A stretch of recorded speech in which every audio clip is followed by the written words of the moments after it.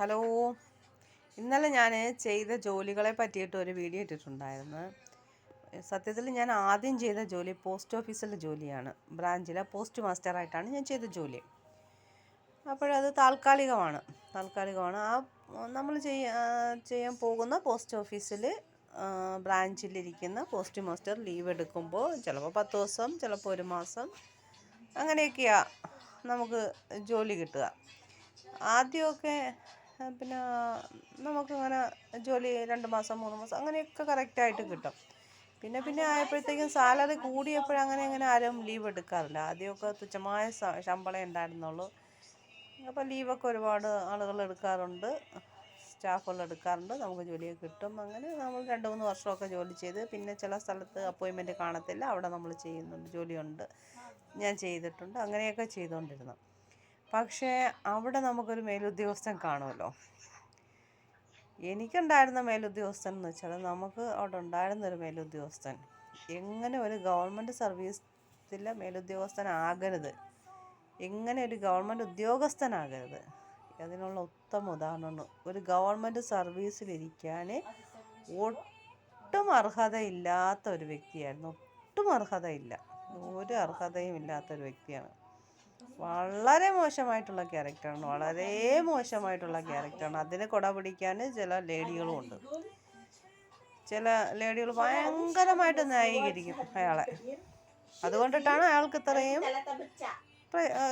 പ്രോത്സാഹനം, ഇത്രയും വളർച്ചയുള്ളത്. ഇപ്പോഴും അയാൾ സർവീസിലുണ്ട്. ഒരുപാട് സ്ഥലങ്ങളിൽ എനിക്ക് ജോലിക്കായിട്ട് വിളിക്കും. അവിടെ ഇരിക്കുന്ന BPM ലീവ് ആകുമ്പോൾ എന്നെ വിളിക്കും. ചേച്ചി ഫ്രീ ആണോ ചേച്ചി എന്ന് പറയും. ഞാൻ പറയാം മോളെ ഞാൻ ഫ്രീ ആണെന്ന് പറയും. ഇന്ന ദിവസം തൊട്ട് ചേച്ചി ഇവിടെ ഇരിക്കണേ, ലീവ് ഫോം ഞാൻ എഴുതി അയക്കട്ടോ ചേച്ചിയുടെ പേര്. ഓക്കെ മോളെ അയച്ചോ എന്ന് പറയും. പക്ഷെ ജോലിക്ക് പോവേണ്ട തലേന്ന് അല്ലെങ്കിൽ അതിൻ്റെ തലേന്ന് വിളിച്ചിട്ടും ചേച്ചി ഞാൻ ലീവ് എടുക്കുന്നില്ല ചേച്ചി വരണ്ട കേട്ടോ. ഞാൻ പറയാം ഓക്കെ മോളെ വരുന്നില്ല. പിന്നെയാണ് എനിക്ക് മനസ്സിലായത് ഇതിനകത്തെല്ലാം ഇയാളാണ് ഇത് ചെയ്യുന്നത്. ഇയാൾ പറയുന്ന വൃത്തികേടുകൾക്ക് കൂട്ടുനിന്നില്ലെങ്കിൽ, വൃത്തികേടുകൾ നമ്മൾ സഹകരിച്ചില്ലെങ്കിലുള്ള പ്രവൃത്തിയാണ് അയാളുടെ ഭാഗത്തുനിന്ന് ഉണ്ടാകുന്നത്. വളരെ മോശമായിട്ടുള്ളൊരു വ്യക്തിയാണ്. ഇപ്പോഴും അയാൾ സർവീസിലുണ്ട്. വളരെ മോശമായിട്ടുള്ളൊരു വ്യക്തിയാണ്. ഒരു ഗവൺമെൻറ് സർവീസിലിരിക്കാൻ ഒരു യോഗ്യതയില്ലാത്തൊരു വ്യക്തിയാണ്. പിന്നെ പേര് ഞാൻ പറയുന്നില്ല. ഇനി 1 വർഷം 2 വർഷം കൂടെ കാണുള്ളൂ സർവീസ്. പേര് ഞാനിപ്പോൾ പറയുന്നില്ല. വളരെ മോശമായിട്ടുള്ള വ്യക്തി. അങ്ങനെയൊക്കെയാണ് നമ്മൾ പോകുന്ന ജോലി സ്ഥലത്തുള്ള കാര്യങ്ങൾ. പിന്നെ എങ്ങനെയാണ് നമ്മൾ ജോലി ചെയ്ത് ജീവിക്കുക?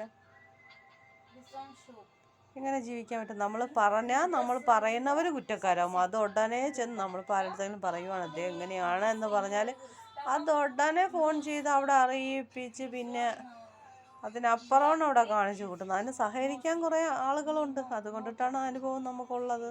സഹകരിക്കാത്തവരുടെ പ്രശ്നം അങ്ങനെ ജോലിയില്ല. നമുക്ക് ഒറ്റ നിമിഷം കൊണ്ട് ജോലി ഇല്ലാതാവും. അത് ഞാൻ പറയണമെന്ന് തോന്നി. ഞാൻ ജോലി ചെയ്യാൻ പോയിടത്തെല്ലാം ഇങ്ങനെയാണ്. ഒന്നുകിൽ ദുഷ്ടതരത്തിൻ്റെ അങ്ങേയറ്റം, അല്ലെങ്കിൽ ഈ പ്രവൃത്തികൾ. ഒരുപാട് കഷ്ടപ്പെട്ടു ജീവിക്കാൻ വേണ്ടിയിട്ട് ഒരുപാട് ജോലികൾ ചെയ്തു. പഠിച്ചെന്ന് പറഞ്ഞിട്ടൊന്നും ഒരു കാര്യവുമില്ല. ഒരു കാര്യമില്ല. പിടിപാടുള്ള നമ്മളെ സഹായിക്കാൻ ആരും ഇല്ലാത്തവരുടെ അവസ്ഥ ഇത് തന്നെയാണ്. ഒന്നുകിൽ സഹായിക്കാൻ ആരെങ്കിലും കാണണം നമുക്ക്. ആരെങ്കിലും ഇല്ലെങ്കിൽ നമുക്ക് വളരെ മോശമായിട്ടുള്ള ഒരനുഭവമാണ്. പക്ഷേ ഒരു കാര്യമുണ്ട്, നമ്മൾ ആരും ഇല്ലാതെ ജീവിച്ച് ഇങ്ങനെയെങ്കിലും ആയില്ലേ, അത് ഓർമ്മിക്കും ഭയങ്കര സന്തോഷം. ആർക്കും ഒരു അർഹതയും പറയാനില്ല. ഞാനിങ്ങനെ ചെയ്തിട്ടാണ് അവരങ്ങനെ ജീവിക്കുന്നത്, അതൊന്നും പറയാനൊരു അർഹതയുമില്ല. ദൈവം തമ്പുരാൻ കനിഞ്ഞു തന്ന അനുഗ്രഹമാണ്. അള്ളാഹു കനിഞ്ഞു തന്ന ഒരു അനുഗ്രഹമാണ് ഇതൊരെണ്ണം. വേറെ ആർക്കും ഇതിനകത്ത് ഒന്നും പറയാനില്ല.